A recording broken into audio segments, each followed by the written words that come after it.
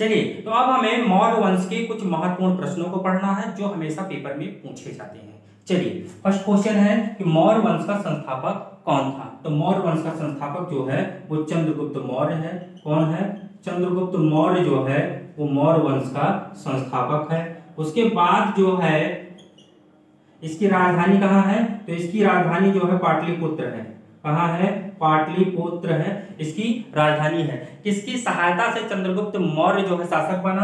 तो चाणक्य की सहायता से। किसकी सहायता से? चाणक्य की सहायता से ये क्वेश्चन पूछा जाता है कि चाणक्य की सहायता से चंद्रगुप्त मौर्य जो है वो शासक बना, मौर्य वंश की स्थापना की। उसके बाद जब चंद्रगुप्त मौर्य शासक बना तो किस शासक को पराजित करके बना? तो वो था घनानंद। कौन था? घनानंद। घनानंद शासक है। और ये शासक किस वंश का था? तो ये नंद वंश का अंतिम शासक है। नंद वंश का अंतिम शासक है। और आपको हम पढ़ाए थे तो बताए थे कि ये वही शासक है जिसके शासनकाल में सिकंदर ने भारत पे आक्रमण किया था। घनानंद उस समय मगध साम्राज्य का शासक था। चलिए, अगला क्वेश्चन है, कह रहा चंद्रगुप्त मौर्य का उत्तराधिकारी कौन था? तो चंद्रगुप्त मौर्य का उत्तराधिकारी जो है बिंदुसार है। कौन है? बिंदुसार। बिंदुसार। अब देखिए यहाँ पे बिंदुसार है, एक आपको मगध साम्राज्य में पढ़ाया गया हर्यक वंश का शासक संस्थापक बिंबिसार, तो वो हर्यक वंश का संस्थापक था जिसको लोगों ने इतिहास में क्या कहा? पृत्रहंता वंश कहा। लेकिन ये क्या है? बिंदुसार जो चंद्रगुप्त मौर्य का पुत्र है और इसका उत्तराधिकारी है। और बिंदुसार का जो उत्तराधिकारी होता है वो अशोक होता है। क्या होता है? अशोक होता है। और अशोक जो है कब शासक बनता है? तो अशोक बनता है 269 ईसा पूर्व में शासक बनता है। और उससे पहले ये उज्जैनी अवंती का जो है गवर्नर हुआ करता था, राज्यपाल हुआ करता था। अच्छा, अशोक की माता का क्या नाम था? तो अशोक की माता का नाम था सुभद्रांगी। क्या नाम था? सुभद्रांगी जो है इनकी माता जी का नाम है। ये पेपर में पूछा जाता है। महेंद्र वर्मन और संघमित्रा इनकी एक पुत्र और एक पुत्री थी। समझे कि नहीं? वैसे अशोक जो है वो अपने 100 भाइयों की हत्या करके राजगद्दी पर बैठता है। ये श्रीलंका से एक ग्रंथ मिलता है जिसका नाम है सिंघली। उसी में जो है बताया गया है कि अशोक अपने 100 भाइयों की हत्या करके राजगद्दी हासिल करता है। चलिए, अगला क्वेश्चन है कि वह मौर्य शासक कौन था जिसने राज सिंहासन पर बैठने के लिए अपने भाई सुसीम की हत्या किया था? तो वो शासक जो है वो अशोक है। कौन है? अशोक। अशोक अपने बड़े भाई सुसीम की हत्या करके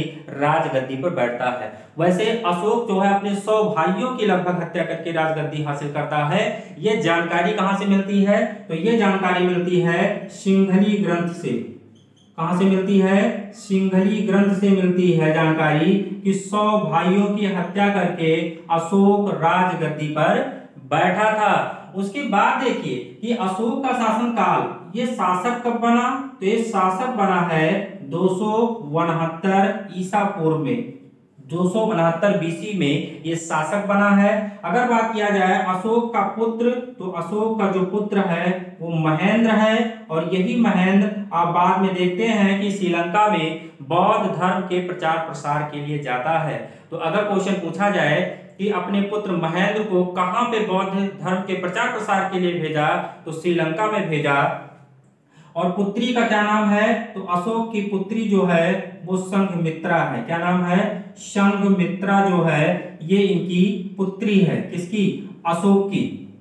उसके बाद अगर बात किया जाए कि अशोक जो है वो कलिंग का युद्ध कब लड़ता है? कलिंग का युद्ध कब लड़ता है? तो अपने शासन के 8वें वर्ष।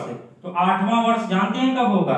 261 बीसी, 261 ईसा पूर्व में कलिंग का ये युद्ध लड़ता है, कलिंग पर आक्रमण करता है। कौन? अशोक। अगला क्वेश्चन है, राजगद्दी पर बैठने के समय अशोक कहाँ का राज्यपाल था?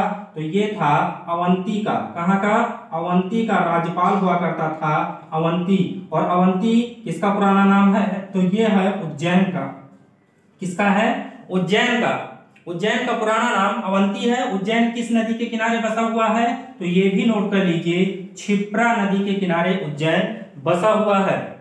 अब देखिए, जब ये उज्जैन में रहा करता था तो आप जानते हैं कि उज्जैन में महाकाल का मंदिर है। तो ये शैव धर्म का उपासक हुआ करता था। तो किस धर्म का? जब ये राज्यपाल था तो किस धर्म का? शैव धर्म का उपासक था। शैव धर्म का उपासक था। बाद में ये जब कलिंग का युद्ध जब वहां पे बहुत सारे लोग मारे जाते हैं उसके बाद ये बौद्ध धर्म को जो है एक्सेप्ट करता है। उससे पहले जो है ये शैव धर्म का उपासक होता है। कौन? अगला क्वेश्चन है किस अभिलेख में अशोक का नाम अशोक मिलता है? तो वैसे दो अभिलेख हैं। ये अभिलेख कौन कौन से हैं? एक है गुर्जरा अभिलेख और दूसरा है मास्की।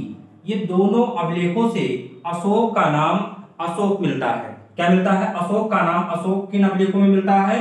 तो एक है गुर्जरा अभिलेख और दूसरा है मास्की अभिलेख। अगला क्वेश्चन है कि भारत में शिलालेख का प्रचलन सर्वप्रथम किसने किया था? मतलब शिलालेख का प्रचलन सर्वप्रथम किसने किया था? तो ये अशोक ही ने किया था। किसने? अशोक ने किया था। अशोक ने ही शिलालेख का प्रचलन किया था। वैसे ये लेख जो हैं वो तीन हैं। एक आपका है शिलालेख, दूसरा है आपका स्तंभ लेख और तीसरा है गुहा अभिलेख। ये तीन अभिलेख जो है अशोक के प्राप्त होते हैं। इनकी संख्या जो है 14 है और इनकी 7 है। इनकी संख्या जो है कंफर्म नहीं है। तो ये अभिलेख जो है ये तीन है। एक शिलालेख है, एक स्तंभ लेख है, एक गुहा अभिलेख है। शिलालेख की संख्या 14 है और जो आपका स्तंभ लेख है इसकी संख्या 7 है और जो गुहा अभिलेख है इसकी संख्या अभी तक मालूम नहीं है। तो भारत में अगला क्वेश्चन है पुराणों में अशोक को क्या कहा गया है? तो पुराणों में अशोक को अशोक वर्धन कहा गया है। क्या कहा गया है? अशोक वर्धन कहा गया है पुराणों में।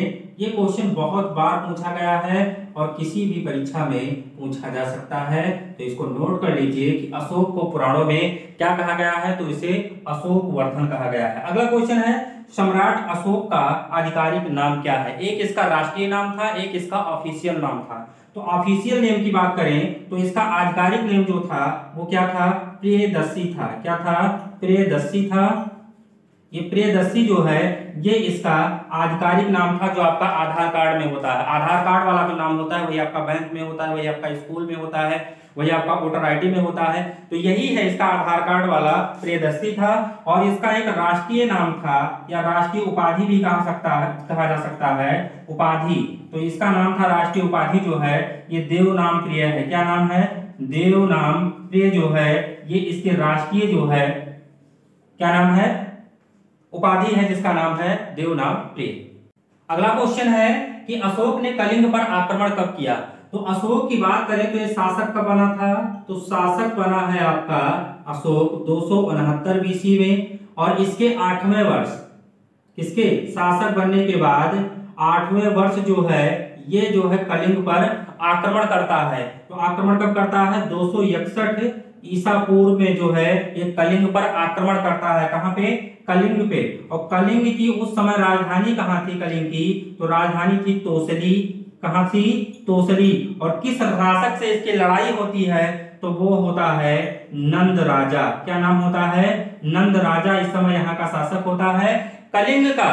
वैसे यहाँ का जो सबसे जो है शक्तिशाली शासक जो खारवेल होता है, लेकिन जब कलिंग पर आक्रमण करता है 261 ईसा पूर्व में तो तब वो शासक होता है नंद राजा। राजधानी कहाँ होती है? तोसली होती है। ये बहुत इंपॉर्टेंट क्वेश्चन है। 269 बीसी में शासक बनता है और उसके 8वें वर्ष 261 ईसा पूर्व में ये कलिंग पर आक्रमण